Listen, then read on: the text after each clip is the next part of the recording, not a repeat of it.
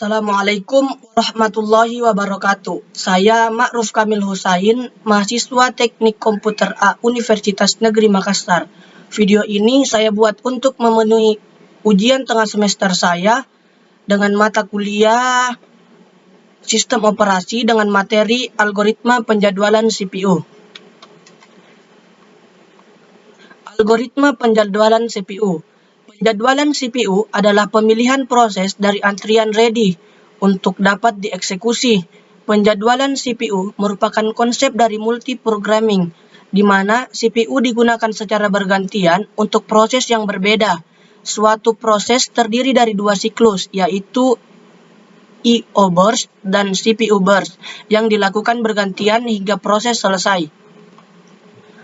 Kemudian, penjadwalan CPU terbagi menjadi 4. Yang pertama, first come first served, atau bisa disingkat FCFS. Yang kedua, shortest job first, atau yang bisa disingkat dengan SJF. SJF sendiri terbagi menjadi 2, yaitu SJF non-preemptive dan SJF preemptive. Yang ketiga, priority scheduling, dan yang keempat, round robin atau RR. Yang pertama, first come first served atau FCFS. Algoritma ini merupakan algoritma penjadwalan yang paling sederhana yang digunakan CPU. Dengan menggunakan algoritma ini, setiap proses yang berada pada status ready dimasukkan ke dalam FIFO queue atau antrian dengan prinsip first in first out. Sesuai dengan waktu kedatangannya, proses yang tiba terlebih dahulu yang akan dieksekusi. Contohnya, berikut ini terdapat proses pada sebuah CPU dengan AT dan BT-nya masing-masing. Gambarkanlah Gantt chart dan tentukan rata-rata waktu tunggu dengan algoritma FCFS.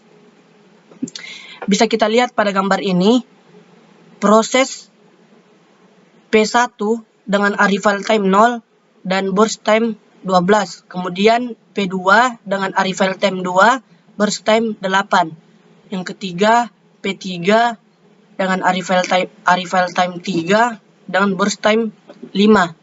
P4 arrival time 5, burst time 2. P5 arrival time 9, burst time 1. Kemudian kita masuk kepada Gantt chart-nya, di mana arrival time 0 yaitu P1, arrival time 2 yaitu P2, arrival time 3 yaitu P3, arrival time 5 yaitu P4, dan arrival time 9 yaitu P5. Pada arrival time yang ke-12, di sini P1-nya sudah diproses. Bisa kita lihat pada burst time pada P1. Maka P2, P3, P4, dan P5 masuk ke dalam antrian. Kemudian pada arrival time ke-20, kemudian setelah P2-nya diproses, masuk kepada arrival time ke-20, yang dimana P3, P4, dan P5 masuk ke dalam antrian. Dan arrival time yang ke-25,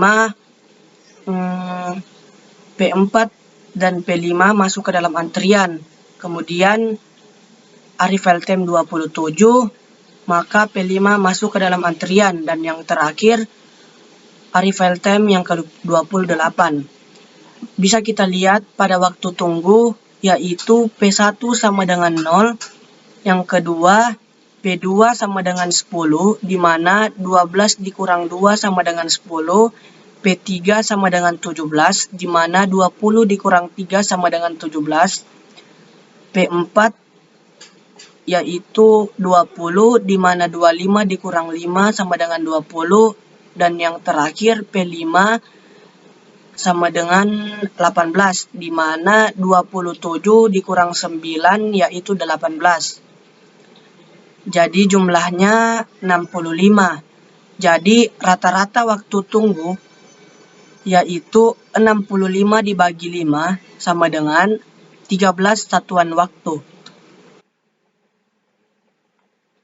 Kemudian shortest job first atau SJF non-preemptive. Algoritma ini digunakan ketika CPU bebas proses yang mempunyai waktu terpendek untuk menyelesaikannya mendapat prioritas. Seandainya dua proses atau lebih mempunyai waktu yang sama, maka FCFS algoritma digunakan untuk menyelesaikan masalah tersebut. Prinsip algoritma penjadwalan ini adalah proses yang memiliki CPU burst paling kecil dilayani terlebih dahulu.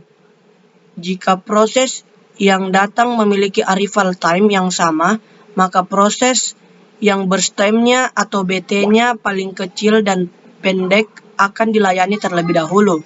Contoh, gambarkanlah Gantt chart dan tentukan rata-rata waktu AWT pada proses dengan algoritma SJF non-preemptive.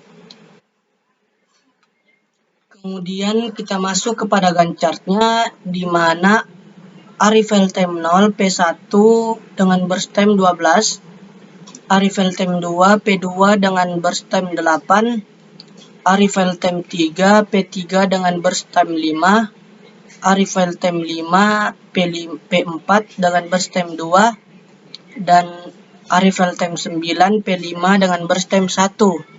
Kemudian kita masuk kepada arrival time 12 yang dimana P1-nya sudah diproses. Di sini pada arrival time yang ke-12, P2, P3, P4, dan P5 masuk ke dalam antrian. Kemudian kita masuk pada arrival time 13 yang dimana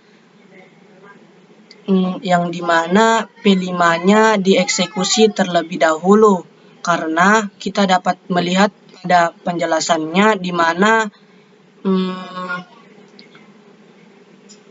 mana proses yang burst time-nya paling kecil akan dilayani terlebih dahulu.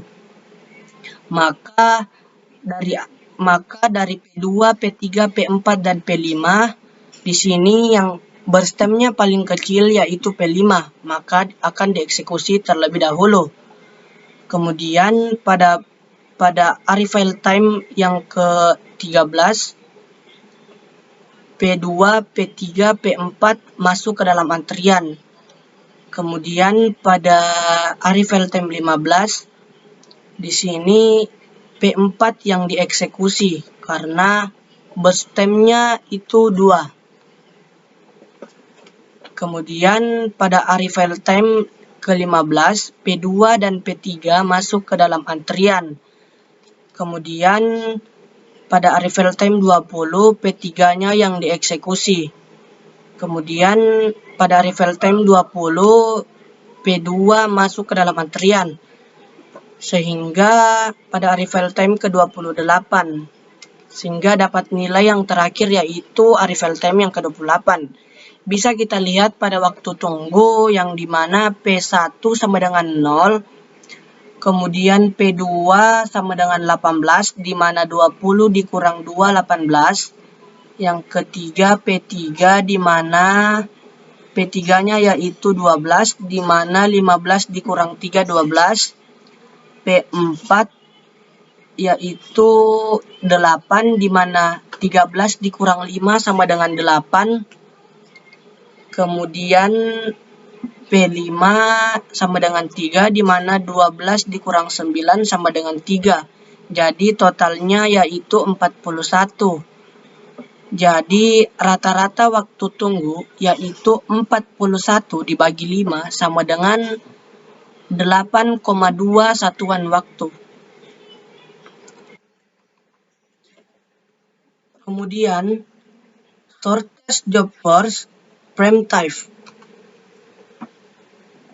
Jika suatu proses sedang dikerjakan, kemudian ada proses lain yang datang di mana BT-nya lebih kecil atau sisa waktu proses yang sedang dijalankan, maka proses lain ini akan dikerjakan dahulu dan sisa proses tadi dikembalikan ke ready queue atau RQ.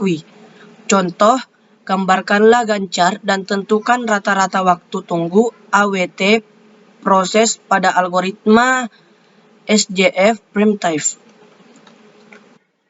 Kemudian kita masuk pada Gantt chart-nya di mana arrival time 0 yaitu P1 dengan burst time 12. Kemudian pada arrival time 2 di sini P1-nya sudah diproses jadi 12 dikurang 2 yaitu 10. Kemudian P2 dan P1-nya dimasukkan ke dalam antrian.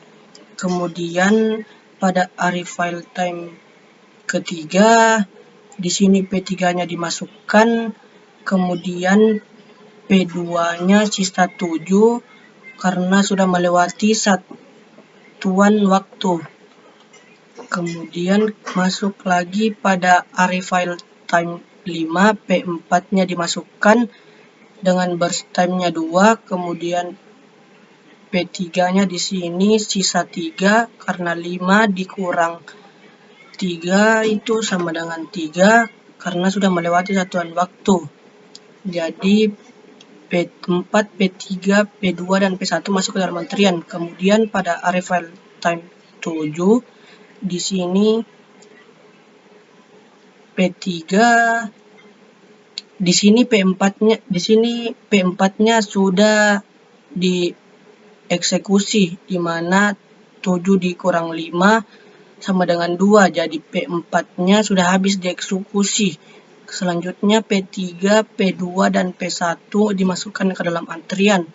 Kemudian pada arrival time ke-9 P5 dimasukkan ke dalam antrian dengan burst time-nya 1. Kemudian di sini P3 sisa 1 karena sudah dieksekusi karena 9 dikurang 7 yaitu 2. Jadi 3 dikurang 2 itu sama dengan 1.